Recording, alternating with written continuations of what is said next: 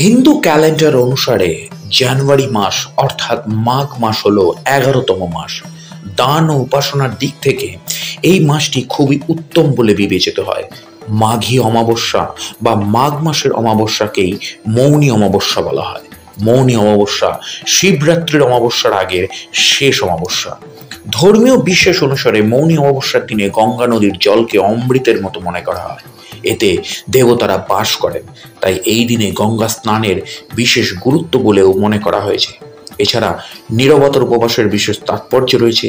এই দিনটি পূর্বপুরুষদের মুক্তি ও সিদ্ধির জন্য অত্যন্ত বিশেষ বলে বিবেচিত হয়।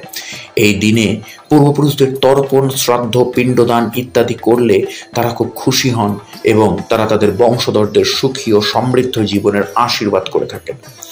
যদি কোনো মানুষ সারাদিন চুপ থাকতে নাও পারেন এই দিনে, তবুও যদি 1/4 নীরবতা পালন করেন, তাহলেও তার পূর্ণ ফল লাভ হয়। মৌনী অমাবস্যার দিনে নীরব থাকার অর্থ হলো নিজের অন্তরের দিকে তাকানো, ধ্যান করা এবং ভগবানের উপাসনা করা। শুধু মুখ দিয়ে চুপ করে থাকলেই হবে না, অমৃতের মতো মনে করা হয়। এছাড়াও নীরবতার উপবাসের বিশেষ তাৎপর্য রয়েছে এই দিনটিতে। তো এছাড়াও আরেকটি প্রচলিত বিশ্বাস অনুযায়ী মৌনী অমাবস্যার দিনে মনু ঋষি জন্মগ্রহণ করেছিলেন, তাই এটি মৌনী অমাবস্যা নামে পরিচিত। মৌনী অমাবস্যাও বলা হয় এই কারণেও। মৌনী অমাবস্যার দিনে গঙ্গা স্নান এবং উপবাসেরও তাই সব সময় একটি বিশেষ তাৎপর্য থেকে যায়। আর যে ব্যক্তি মৌনী অমাবস্যার দিনে নীরব উপবাস ও স্নান দান করতে পারবেন, তিনি কিন্তু শনি দোষ সহ পিতৃদোষ, কালসর্প দোষ থেকে মুক্তি পান। এটি হিন্দু শাস্ত্র, হিন্দু পুরাণ এবং জ্যোতিষ শাস্ত্র বলে থাকে।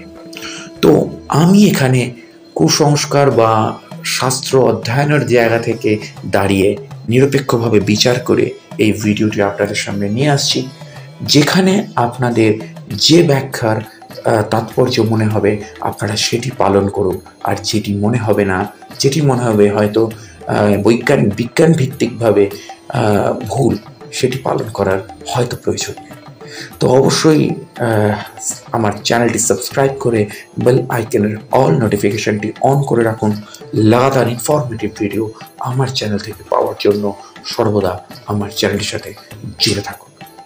নমস্কার।